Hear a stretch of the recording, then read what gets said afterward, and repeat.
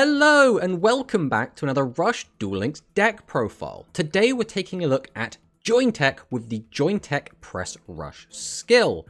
Now this is a deck that I've always really liked. Like Jointech I think is a really cool idea, right? It's basically a bunch of good earth machines that don't have a ton of synergy but kind of work together in this kind of weird way. I've always really liked Jointech Rex. I think this card's really cool. I've always been quite a dinosaur fan and a machine fan, so aesthetically Jointech has always been something that's really appealed to me. But they have always struggled to really have much of an identity in the OCG, and that kind of is being brought over into Duel Links a little bit. The most success we've seen with these cards has been in the machine good stuff pile, but this is an attempt to make something out of it. So this is the skill, Jointech Press Rush. So it can be activated from turn 2 onwards during a turn that you normal summon a level 7 monster or a Jointech Raptor. If all the monsters in your constructed deck are machine type monsters, and all of the level 5 and higher monsters are earth attribute monsters with 2500 attack or 2300 attack. So all of our level 5 and highers have to be earth, other than that they just have to be machines, and our boss monsters specifically have to have 25 or 2300 attack, which does directly lock us out of Ancient Gear Golem, which does kinda suck because Ancient Gear Golem is really good. But we can add a Jointech Rush Horn from your deck or graveyard to your hand, then you commit one face-up Jointech Raptor on your field, gain 500 attack until the end of your opponent's next turn. So this is a lingering attack boost, but Raptor's not very good. Realistically, the boost on Raptor rarely comes up. It's not really that important. The primary part of the skill is that we just always have access to Jointech Rush Horn, and Jointech Rush Horn are really good equip. Give a monster 300 attack and piercing. Now this is limit 1, which does kind of suck, but piercing every single turn, no matter what, is still really good. So let's go through the card by card. Jointech Rex. Jointech Rex is absolutely fantastic. During the turn you normal summon this card, shuffle 3 monsters from your graveyard into the deck, destroy 1 card in your opponent's spell and trap zone. So this can't pop field spells. Other than that, it pops any spell trap. This card is especially good because we can use it multiple times in a turn if we contribute out multiple Jointech Rex, which is something this deck does quite frequently. Being able to recycle all of your resources back into your deck is also really good. Then we have our new boss monster, Jointech Tomatosaurs. This is kind of going to be like the main body of the deck. This is our main boss that we really want to go into as much as possible, because this is how we beat over a lot of big things we otherwise couldn't. So we can send 1 card from our hand to the graveyard, change 1 attack position monster on your opponent's field to face up defense position. So this is really important. This changes any monster to defense, regardless of level. Obviously it will not work on maximum monsters because they cannot be in defense mode. But then that monster loses 2000 defense. This basically means Tomatosaurs can clear anything. Now the requirement for this is discarding a card, which is not the best. But reducing a monster's defense by 2000 means, again, we can clear literally anything. If your opponent summons out a 3000 attack Dragon Fusion, we can change that monster defense and make its defense 0, and then we can pierce over it because our skill will get us Jointech Rush Horn, so we'll get in for 26. So this is kind of the main combo of the deck, if we can even really call it a combo. Tomatosaurs is basically the entire deck. We summon out Tomatosaurs, we change something to defense, we lower its defense, we pierce over it with Jointech Rush Horn. That is basically the bread and butter of this deck, and it's not bad. Now, the big elephant in the room is Tomatosaurs requires 2 tributes to get out. We don't really have a good way to cheat it out. As well as to use its effect, we have to discard another card. That is a lot of investment for not a ton of payoff. And that's kind of where this deck does kind of fall short, but we'll come back to that when we talk about the strategy at the end. Next up, we have Jointech Raptor. Don't forget our skill can be activated until we summon this, and we can boost this attack with our skill, which doesn't really mean a lot, but it's nice to have. But during the turn that we normal summon this card, each player sends the top 2 cards of the deck to the graveyard and inflict damage to your opponent equal to the number of monsters sent to the graveyard by this effect times 100. So occasionally you'll get like up to 400 burn, which is nice. It's nothing crazy. Then if you have a face-up equip spell on your field, you can change 1 attack position monster on your opponent's field to face-up defense position. Now, this again is okay, it's nothing insane. And the main reason this kind of falls a little bit flat is because we only have access to 1 copy of Rush Horn, and we're not allowed to play Ancient Gear Golem, we're not allowed to play Mirror Innovator, and that means we can only ever have 1 piercing monster on the field at a time. So even if we can change multiple monsters to defense all at once, it doesn't really benefit us. We can clear the board, but we can't get any big damage in. Next up we have Trapantula, and this card I actually thought was really bad, but after playing with it, it's actually not bad at all.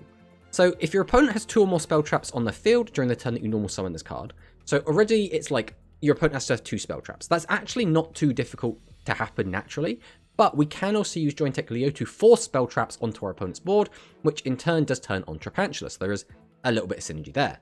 But then we can add a level 4 machine type normal monster from your graveyard to your hand. Now again, we're only playing one of those, that being our Avant Wolf, so this isn't going to be live all the time, but the deck does have a lot of ways to mill in the form of our Raptors and in our imaginary reactors. The deck does turbo mill quite a lot, which means getting the Avant Wolves into the graveyard isn't actually too difficult, so Trapantula is actually live a lot of the time, and gives us that free +1, which this deck desperately needs. Then there's the aforementioned Leo, and Leo, again, really, really powerful. During the turn you normal summon this card, choose a spell trap in your opponent's graveyard, your opponent sets it on their field, then we can add a level 7 or higher Earth attribute monster from your graveyard to your hand. So again, we're going to use this to get back Rex, we're going to use this to get back Tomatosaurs. If your opponent has a board we can't out, we get Tomatosaurs to be able to clear it. If your opponent has lots of back row, we can get back Rex. One thing we did do quite often in this deck is actually use multiple Rexes in a single turn, 2 or 3. The way we're able to do that is because of Jointech Leo. Basically, we can swap out your opponent's good back row for bad back row, right? We can take like a back row hate card from their graveyard, put it set that onto the field, then tribute, summon out the Jointech Rex and pop a different back row. Effectively, we can exchange their back row for other cards in their graveyard, which can be really, really good. Then we have Boltracorn. Boltracorn, again, is pretty good. This card in general is just, it's never been bad. It started to kind of fall out of favor, but this card is still really, really good. Turning off your opponent's back row is still really, really useful. Then we have one copy of Aim Eagle. We only have one because we are on the negate attack, but we do have a lot of light monsters. We do have the Boltracorn, we do have the Reactor, and we do have the Avant Wolf, so this is live quite a lot. And being able to boost a monster's attack up and then ideally pierce over a 0 defense monster. So for example, we could use this to cheat out Tomatosaurs. Tomatosaurs goes up to 33. We'll equip it with Rush Horn, goes up to 36. Change an opponent's monster to defense, lower its defense ideally down to 0. Attack basically piercing over for 3600 damage is really good. Then we have Imaginary Reactor. This card, again, we want to be turboing the graveyard. It's a machine, so we're allowed to play it, and it does work quite nicely with Reincarnation. Reincarnation also just not a bad card, and theoretically, if Imaginary Reactor's effect goes off and we are able to put the Reincarnation back into our deck, it is a free +2, whereas a Pot of Greed would only be a free +1 because we lose the Pot of Greed, but we do gain 2 cards. So when you think about it like that, Reactor is technically better. It's just more awkward to use, which is why I wouldn't really be using this unless I really wanted machine monsters. Then we have Crafter Drone, again, just a really good consistency tool. Discard draw is always going to be really, really helpful, and obviously we need machines. And then we have our aforementioned Avant Wolf. Then we have Reincarnation. Again, this card is still really good, having easy access to Rex, to Tyrannosaurus. We can get back the Trapantula if we really need a free plus. We can use it to get back Reactor and then use Reactor's effect to put the Reincarnation back into our deck. There's a lot we can do with this. It's very versatile. Then we have one Talismanic Seal Array. This does come up, but not too often. And it's only a one-off, so it's not going to be something that's live all the time, but it can be really useful to just reduce your opponent's attack and recycle cards back into our deck, which can be really, really strong. We've already talked about Rush Horn. Again, it's the only way to get piercing. Then we have Negate Attacks. This is probably still the best Legend Trap. In my opinion, I think I still prefer Negate Attack over Trap Hole, but both of them are very, very good. And then we have Card Restoration. This card has come up a lot. Now, obviously, you could swap this out for something like Slime, and that would also be just as good. Card Restoration we found to be really, really good, because this card can gain us life points as well as effectively draw us an extra card, and this deck really needs to plus any way it can. Although Card Restoration isn't technically a plus, it's kind of a plus. Being able to gain a few life points is also really nice. So one thing we should mention is this build specifically was taken from Apaki, who is a Japanese streamer slash content creator slash player, so we can't take all of the credit for this build, but this build has actually been quite nice. Now, overall, I don't think this deck is anything super strong. This is not a tier 1 meta threat, right? This deck is very, very tame.